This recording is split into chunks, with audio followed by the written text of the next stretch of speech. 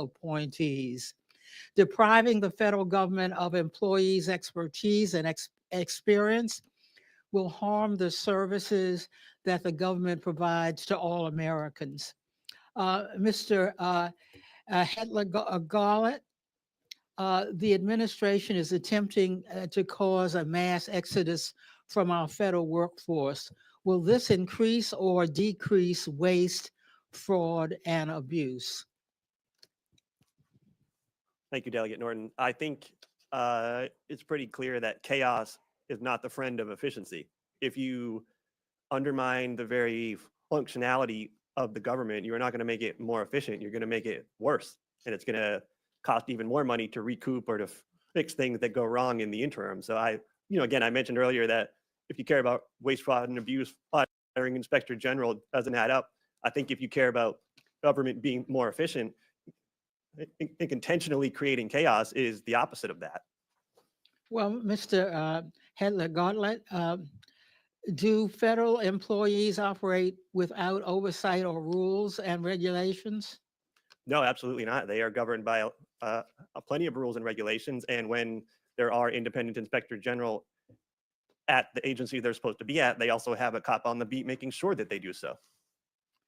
I want to highlight some stories demonstrating exactly the kinds of federal workers the administration is trying to force out.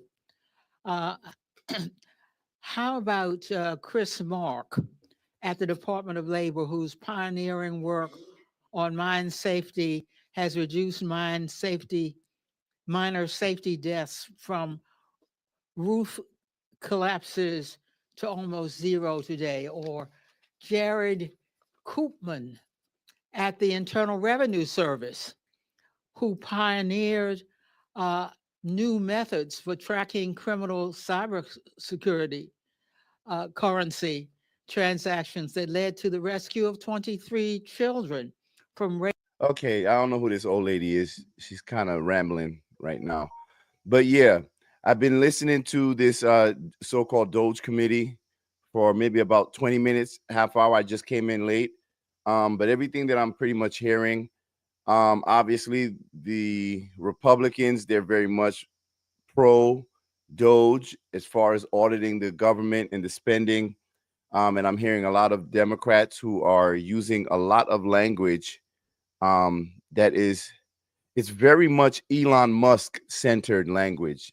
I actually haven't heard them really speak too much to all of the reckless spending. I've heard some weird trivialization of issues. They said like Elon Musk was lying in the White House when he corrected himself on something, but that doesn't mean you're lying, especially when you correct yourself.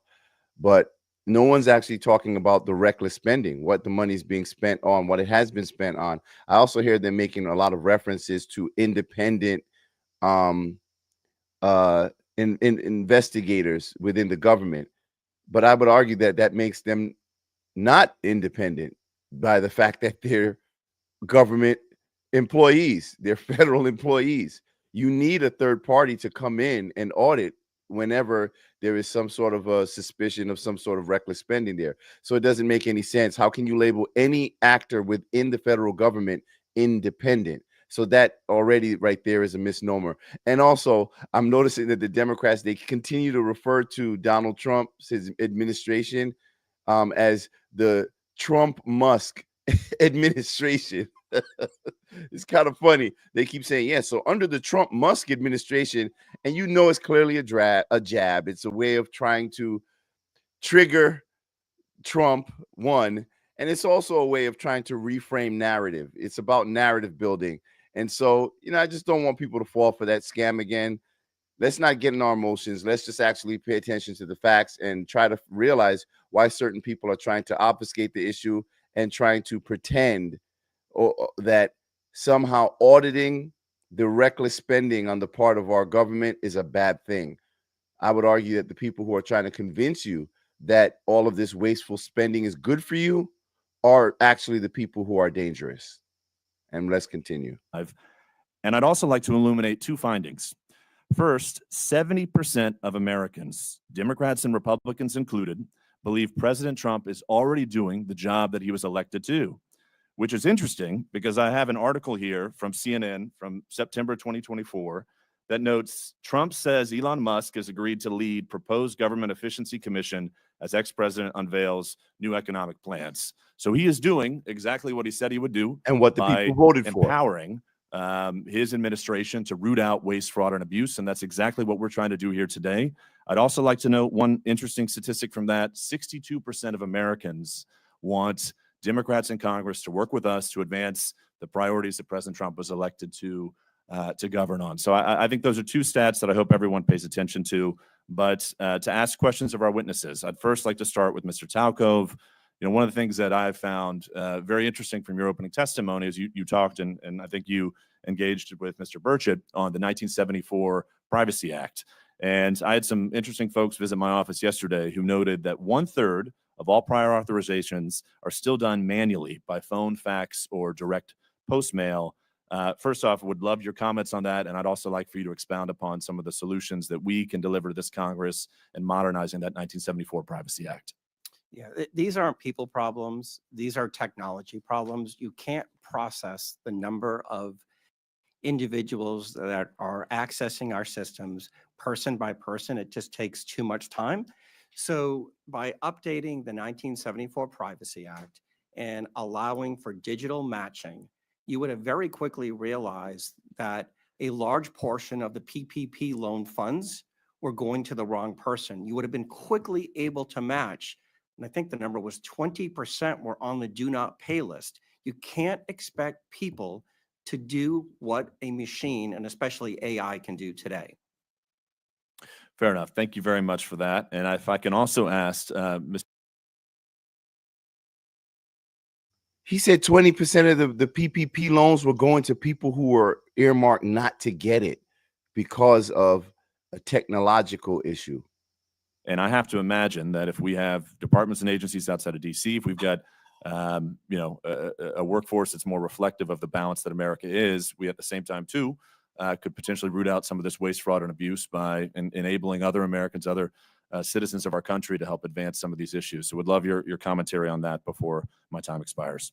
No, I think you're exactly right, Congressman Jack. And so I think, you'd save a lot of taxpayer money. So building a headquarters in downtown DC versus Huntsville, Alabama, you're going to be able to save a lot of money. Number two, you're actually going to make life better for the employees as well. So that's a point that's also missed a lot, but commuting into DC versus being able to go somewhere else where it's a better cost of living and things like that might be better for the folks.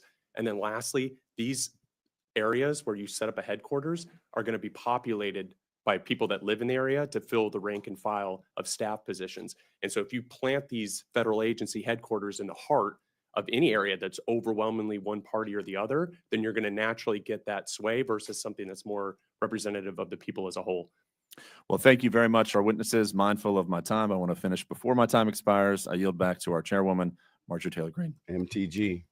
Thank you. And Without- Chairwoman, I would like to ask for unanimous consent to enter something into the record. So what is it? It is a report from the Congressional Research Service, nonpartisan CRS, that lays out the rules and the law for firing inspectors general, which of course look into waste, fraud, and abuse. And Without that rule- objection. thank you. And that rule requires for the law to be followed, for Congress to be notified with 30 days and a reason for firing inspectors general to give Congress a chance to overrule that. And that's the law. So thank you for entering that into the record. Madam Chair. Without objection, the materials Mr. Jack cited are also submitted for the record. I now recognize. Apologies.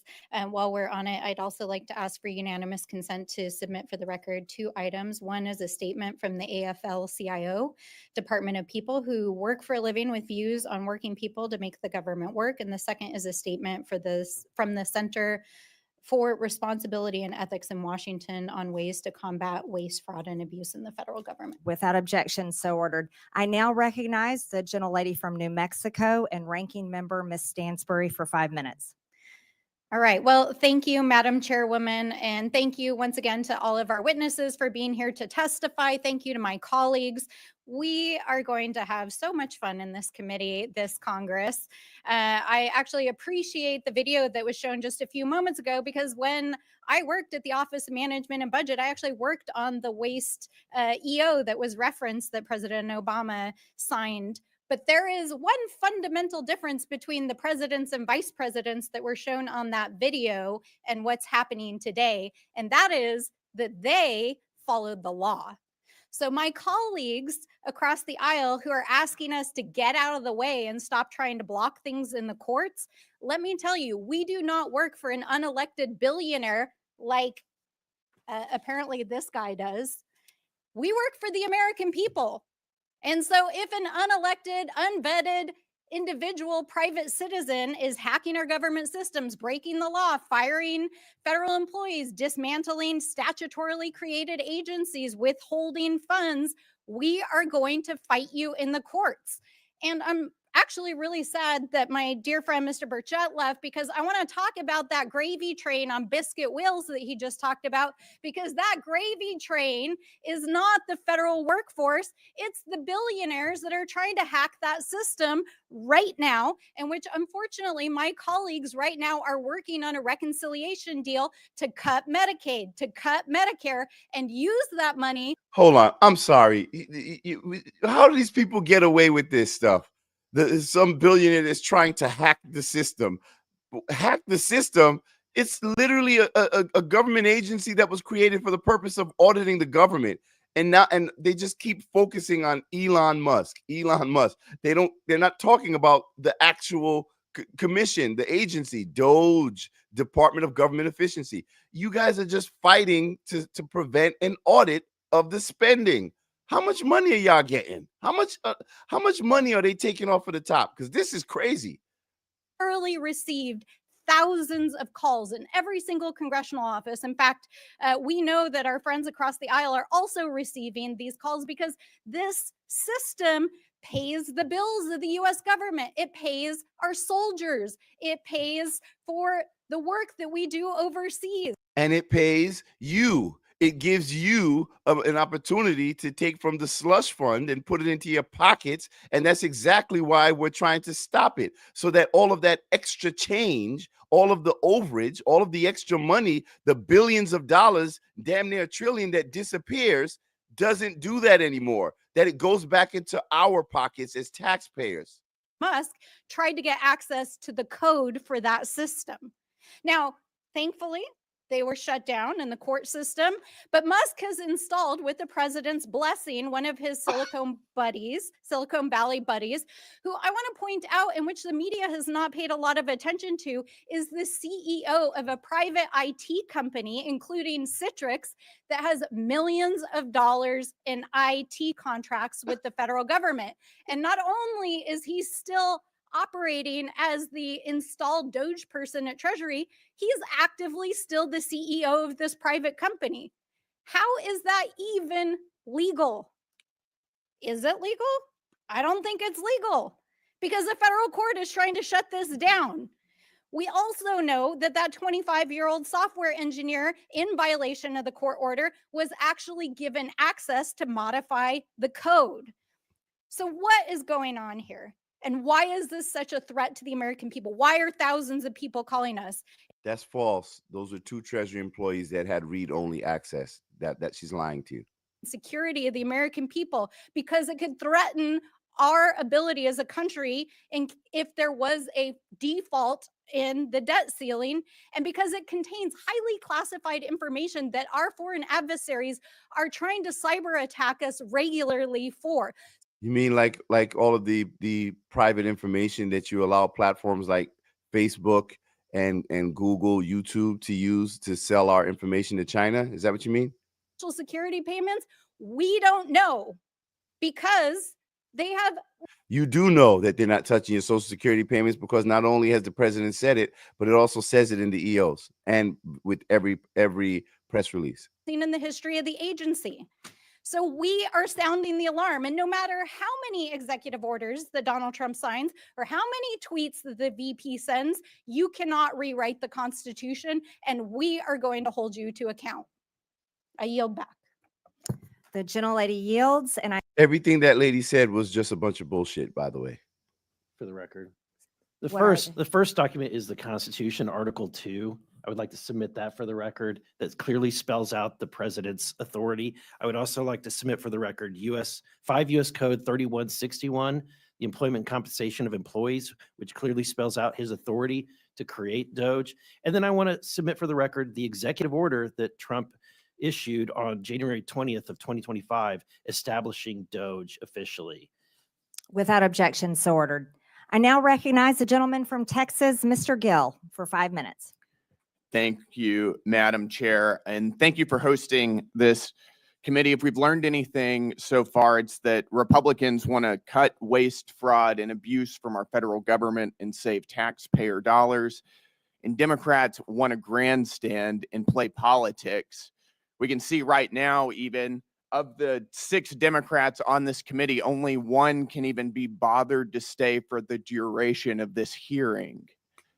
All we've heard about for most of this hearing from the other side of the aisle is Elon Musk, Elon Musk, Elon Musk, unelected bureaucrat. Facts. And I'd like to ask if Democrats really care about unelected bureaucrats making decisions over our lives. George Soros, maybe? Where were they whenever their god Anthony Fauci was forcing vaccine and mask mandates on the American people for 4 years? True. During the during the COVID crisis? Where were they whenever unelected Alejandro Mayorkas was facilitating the invasion of our country by illegal aliens who were murdering and raping and pillaging our people? Where were they whenever the Secretary of Education, unelected Cardona, targeted states and schools and people who were disagreed with his view of the radical left's transgender ideology? Where were they whenever Gary Gensler, former chairman of the SEC, also unelected, was lawlessly thwarting the development of financial markets, particularly in the crypto space, by lawlessly pursuing regulation via enforcement? They were nowhere to be seen because they don't care, because all of those things benefited their side of the aisle at the expense of ours. And perhaps that's also why they don't seem to be very interested in rooting out improper payments from our federal government. Correct. If you wonder why so many people are cynical about American politics, this is it. This is exactly why. The reality is that Elon Musk serves as an employee of the president. Correct. And we were given a massive mandate to carry out what he's been doing. Correct. His job is to carry out the will of the American people as expressed through the executive. That's exactly how the Constitution is supposed to work. The Constitution did not create an unelected, unaccountable 4th branch of government in the administrative state. Correct. The American people know this. My colleague Brian Jack discussed some of the opinion polls recently. We are doing, and President Trump is doing exactly what he was elected to do. And that's why he's polling at a 53% approval rating, higher than he was at any point during his first administration. Even Elon Musk and his Doge efforts now are polling at a 49% approval rating, which, just to point out, is 16 points higher than President Biden was polling at whenever he finished his term in office. The Democrat Party has for decades systematically grown and weaponized the administrative state against the American people, and the American people have had enough of it. Right now, we're talking about $2.7 trillion in improper payments since 2003. We're uncovering what could be the biggest money laundering scandal in American history. And the other side of the aisle could care less. They have no concern about where this money went, to what entities it went, to what governments, to what people or groups. Nothing. Agreed. All they want to talk about is Elon Musk incessantly. So it does make me wonder, if they don't care about where it's going, do they have an idea? Because what we've uncovered so far is that so much of the waste, fraud, and abuse of our federal government is actually funding their side of the aisle. It's Exactly. outlets that are running cover for Democrats routinely. The NPR, PBS, the BBC, Politico.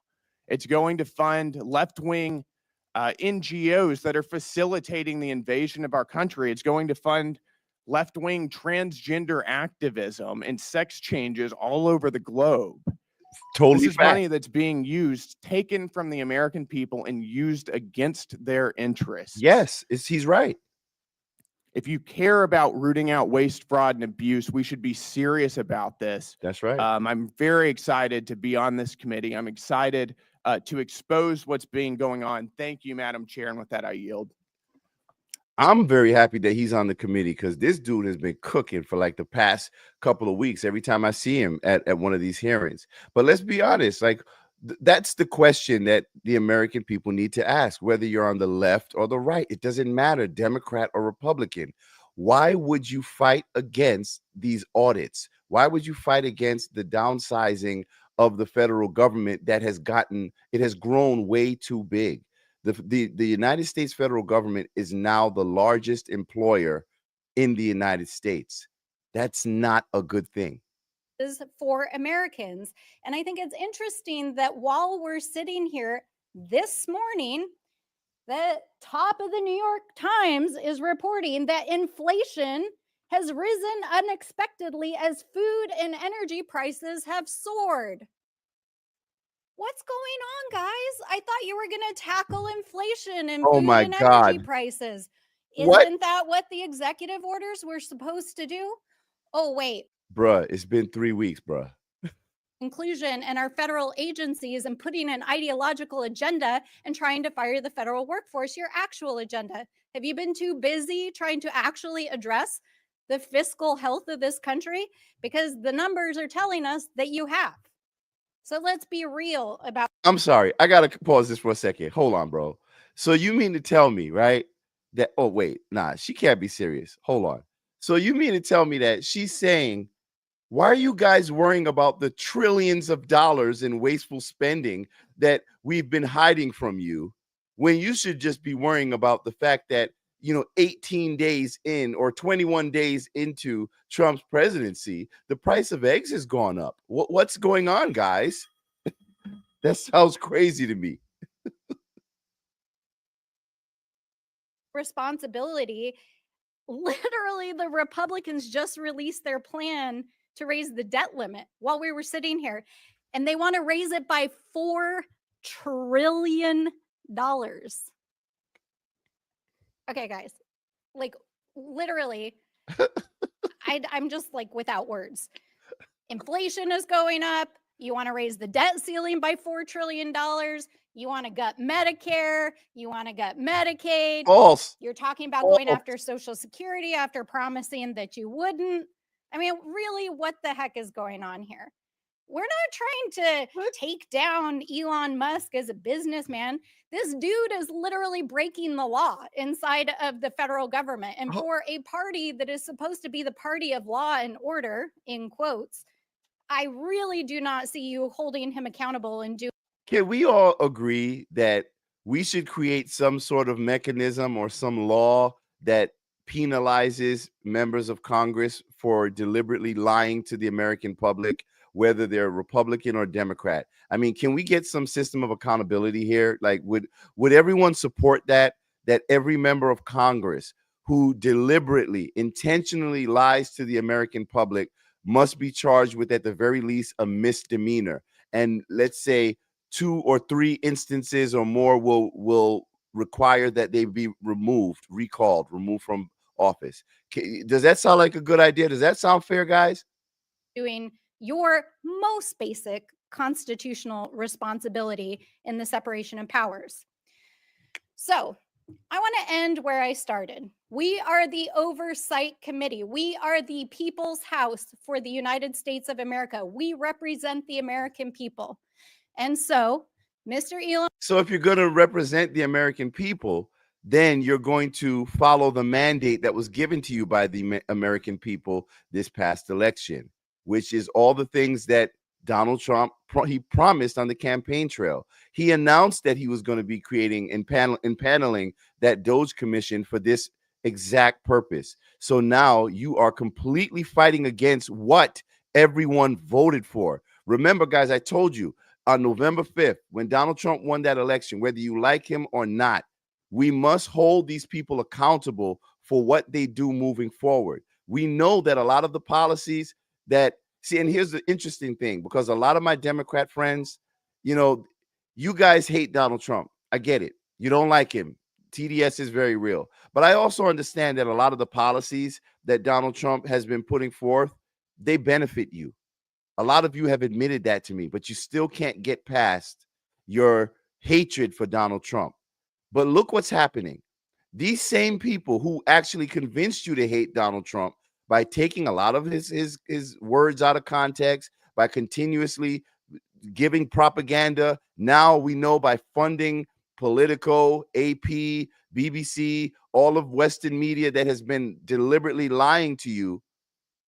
We know that they've been lying to you, but for some reason, you're now somehow being convinced that all of the things that you voted for are a bad thing. And this woman is now here getting up in front of Congress, and she's saying that she's representing you. The people who are purporting to represent you are doing the complete opposite of what you have asked them to do or what you have required them to do. Let's just keep that in context. Elon Musk, if you would like to appear in front of the Oversight Committee, you have been duly invited. Please come tell us what you're doing. Come testify in front of the American people, and please come hold yourself to account. With that, I yield back. And another thing, let's not pretend that we actually believe that these people care about us. All of these people who are fighting against an audit of the reckless spending of our tax dollars, let's not pretend that these people somehow share our collective interests. These people, they go into Congress with a salary of $170,000 a year. But somehow, after just a few years, they are worth tens of millions of dollars. So I would ask any of the American people out there, when you guys get a job, when you go to work somewhere, you make 150,000 a year, whether you're a doctor, an engineer, you work in IT. In a few years, are you suddenly worth like $80 million? If so, please help me understand that, because I need to figure this out, because it seems like the American people are just doing something wrong. And for some reason, everyone in Congress has figured it out. Make it make sense, please. The gentlelady yields. I now recognize myself for closing remarks.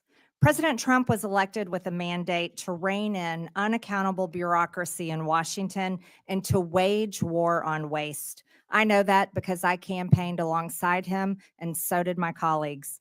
This hearing was the first battle of that war. And in the coming days, the subcommittee will release a report with legislative solutions to the problems we have identified here today. We aren't going to wait all the way until the end of this Congress. We're going to get to work immediately. The bureaucrats who have run Washington for decades are beyond the point of forgiveness. Their sheer incompetence and pure spite for the hardworking American people have resulted in total failure. The federal government has made over $2.7 trillion in improper payments since 2003. Including $236 billion in 2023 alone. Wow. Those are trillions of dollars that honest Americans have paid in taxes at gunpoint over the years. As we approach April 15th, Americans are once again preparing to do their taxes and fork over their unfair share of money it takes to run this country. And I have to tell you, the American people have not been getting their money's worth for a long time. True. Most improper payments in recent years were issued through 5 programs: Medicare, Medicaid, the Earned Income Tax Credit, Pandemic Unemployment Insurance, and the Paycheck Protection Program. But a total of 16 federal programs had improper payment rates of 10% or more in 2023. That includes SNAP, the federal food stamp program, Huh. which paid out 10 billion taxpayer dollars improperly. To get their arms around this problem, Elon Musk and the Doge team went straight to the source. Right. They went to the Treasury Department's fiscal service, which makes about 90% of the trillions in federal payments issued annually. The audit of these payment systems was long overdue. Treasury Secretary Scott Bessent gave Doge employees working for the government read-only access to these systems so they could conduct that initial audit. That audit is already paying dividends. Musk learned that the databases federal agencies are Correct. supposed to check to prevent payments to fraudsters, crime rings, and dead people are not being kept up to date. Going forward, we are going to get more mileage out of these do not pay databases. That means fewer improper payments and less fraud and waste of taxpayer dollars. Despite this fraud that's already been revealed, a federal judge in New York issued a ruling last Friday that ran totally contrary to the will of the people. The judge blocked not only Doge, but the Treasury Secretary himself from accessing his own agency's payment Right. systems. That's absurd. Only career Treasury Department unelected bureaucrats can access the system, the judge ruled. This turns the Constitution on its head. We will hold this judge and others who try to stop the will of the people and their elected leaders accountable.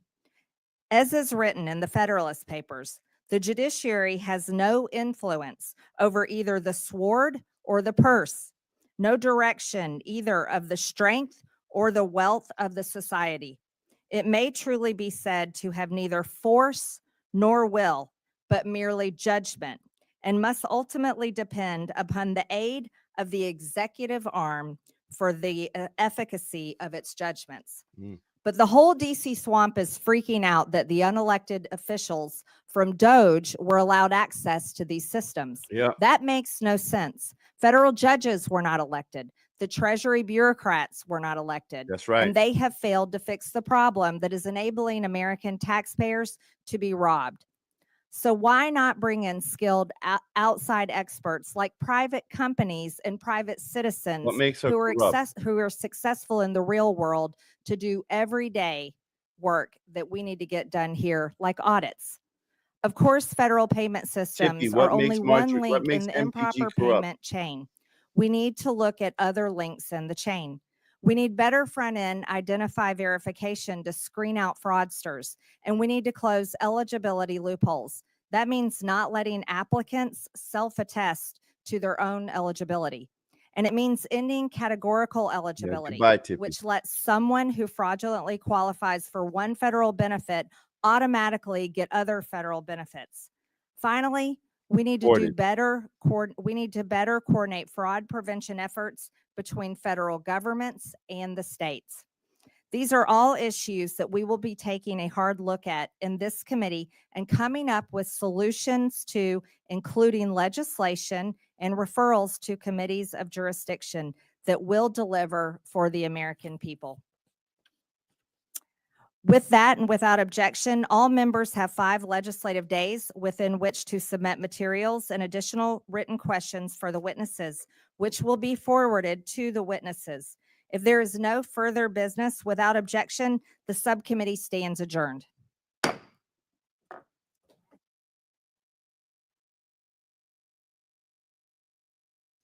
Okay.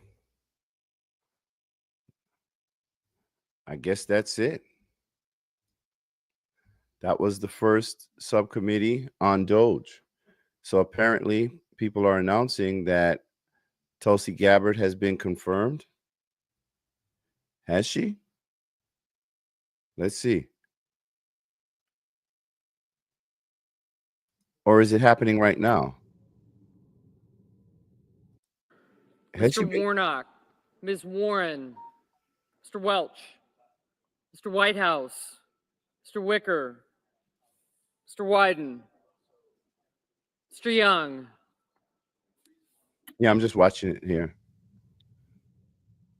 Senators voting in the affirmative: Banks, Barrasso, Capito, Kramer, Curtis, Fisher, Haggerty, Hawley, Husted, Justice, Kennedy, Lee, McConnell, McCormick, Moran, Moreno, Mullen, Murkowski, Paul, Ricketts, Scott of Florida, Sheehy, Thune, Tillis, and Tuberville. Ms. Collins, aye. So Tulsi was just Senators confirmed. voting in the negative. Thank you. Let's get to the end.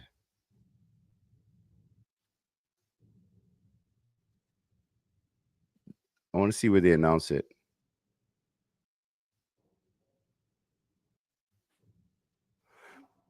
All right. Mr. Wyden, no. Mr. Cotton, aye. All right. So let me take this off the screen.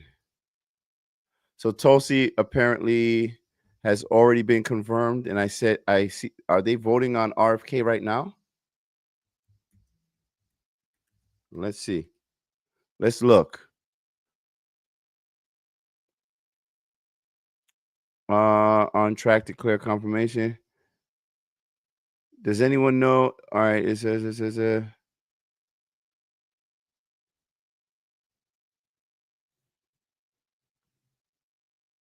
will Senate confirm? Yeah. All right. So Tulsi was confirmed, but what about RFK? I don't see an update on RFK's confirmation yet. So I guess I'll keep an eye out and I'll come back. Anyway, as far as here, all right. So guys, yeah, I just wanted to let me see. They all become billion. Yeah, we know that. I'm looking at the chat. But yeah, I'll be back on later. Let me see what you guys have to say over here. You think it's tomorrow or later today on RFK? Wait, now someone's saying RFK Thursday. All right, I'll confirm that myself because I'm getting now someone says Friday, I think. This is the problem when you're trying to get information from the internet. You get like a billion different answers. But yeah, I'll confirm all that other stuff. But you guys, you can find me on TikTok. I'll be doing a live if you all want to see us continue the conversation. All right, Danny says RFK will be tomorrow. Okay.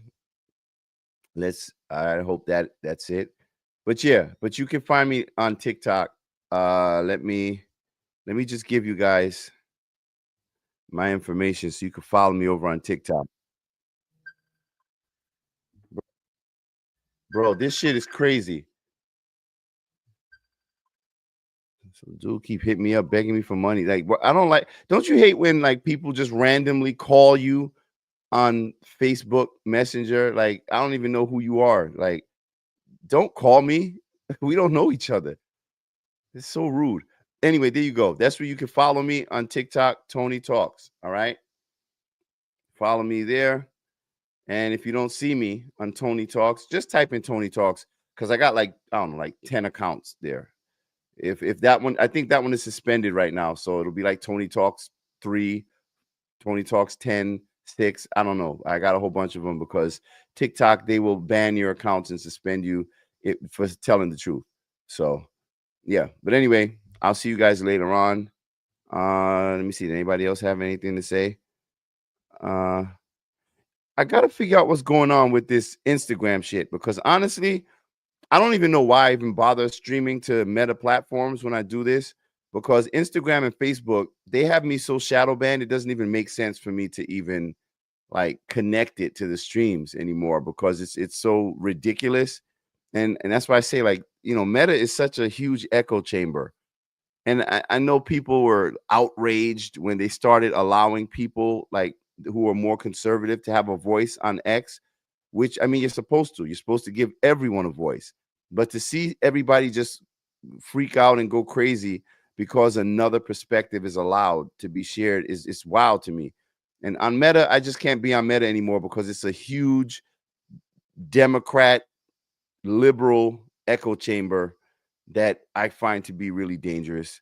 Hey, Kelly, how you doing? Okay, so you're here. All right, cool.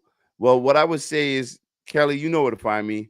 You're not gonna find me on Meta like that. at least not until they actually lift the censorship, because this is just kind of crazy what we're looking at now. I think we've just been convinced as a citizenry that, you know, that whoever disagrees with us is an enemy and they must be destroyed. You know, that's the whole cancel culture nonsense that I just have never been able to subscribe to. And as a lifelong Democrat, that was just one of the things that really turned me off from their politics. And I'm not a Republican. I'm not a Democrat. You know, I vote based on policy. I look at the issues, and then, you know, I make critical decisions based on an informed perspective. And I think we really need to know we need to learn how to do that. And I would say the best way to do that is to start investing in the younger generation, because they're the ones who are going to get us out of this mess at the end of the day. You know, it's just sad that whenever you criticize a Democrat, they say, oh, well, you must be a Republican. Or if you criticize a Republican, oh, you must be a Democrat. No, not at all. Because that operates under the assumption that we only have two modes of thinking, that we're only allowed to operate under a dual lens of partisanship, which is ridiculous. Yo, stop sending me these invites on TikTok, bro, for these battles. Yeah. So yeah, I'm just saying at the end of the day, y'all, I don't even know where you can really find me consistently yet, but Kelly says, I love your way of thinking. More people need to stop avoiding accountability, and entitlement must be unsaid. Yeah. Thank you, Kelly. I appreciate it. And it's crazy to see how much I get attacked for simply disagreeing. That's the crazy part. Like, especially if you black, if you are a black person and you say anything against the Democrat Party, oh shit. They come for you. Shit, even right now, with just the little things that I've said right here, I'll probably be banned for hate speech on Instagram just for the bullshit I just said. And that was nothing. Imagine to be operating under a mechanism where you are not allowed to espouse your own ideas. Why even contribute or participate on such a platform? That's why you see so many people who are gravitating to X. That's why X is, whether you like it or not, the #1 news platform on the globe. That's where everyone gets their news from. Why? Because everyone is there. And all perspectives are allowed to be heard.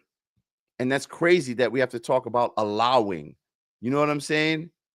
Screw allowing. Somebody just said 4436 RFK. But what are you talking about? I thought he wasn't confirmed yet. Listen, I can't go from the TikTok chat reporting. But anyway, listen, y'all want to find me? You can find me over on X right there. Well, you can find me on X at Tony L Talks.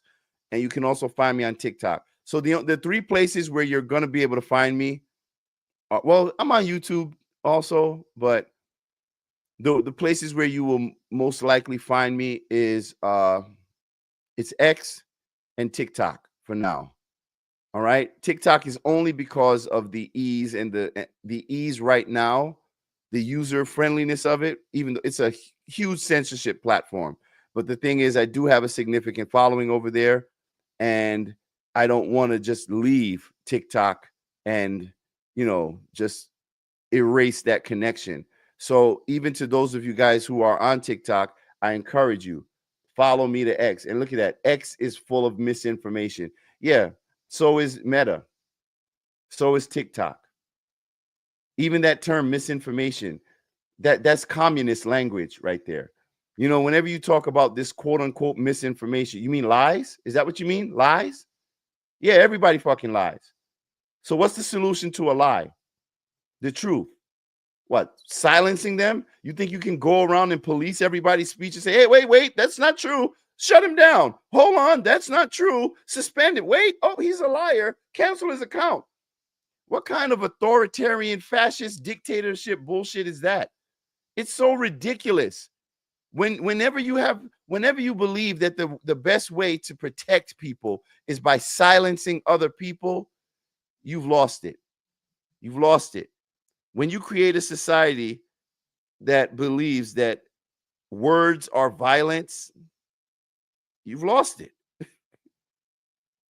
Because whenever you silence people from being able to speak, you silence others from being able to learn, even if it is from the false information. Because the best solution for false information is truthful information. So the solution to so-called bad speech and hate speech is, guess what? More speech. That's it. Because the truth that I speak is always going to outshine the lies that you tell. A truth teller doesn't want anybody to be silenced. Why?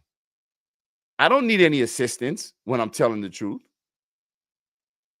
But a liar will always want another point of view, another perspective to be silenced, because a liar knows that what they're saying is not true, and they rely upon that obscurity. They rely upon the protection. They rely on the prevention of the truth to be espoused. That's their power. Censorship is power for a liar. That's probably the best way to say it. Censorship empowers liars because they need all the help they can get. A truth teller, shit, you're a truth teller. You don't even need a good memory when you're a truth teller.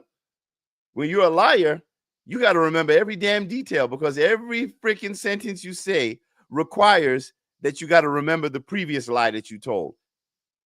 And it's a crazy tangled web. I don't understand why people don't get that. And how else do you learn other than by asking questions? And by question, you have to question the things that you've been told.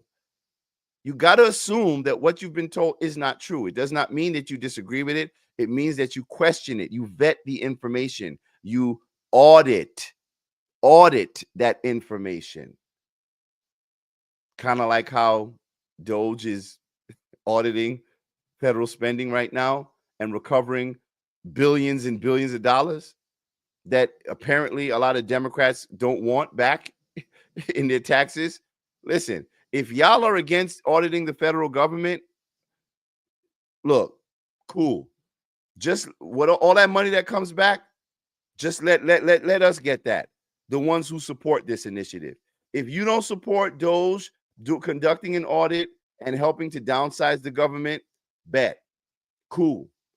Just stay out of this and make sure that when that big ass check comes that's going back to taxpayers, you're not a part of it. Don't hold your hand out asking for shit. Remember that. All right?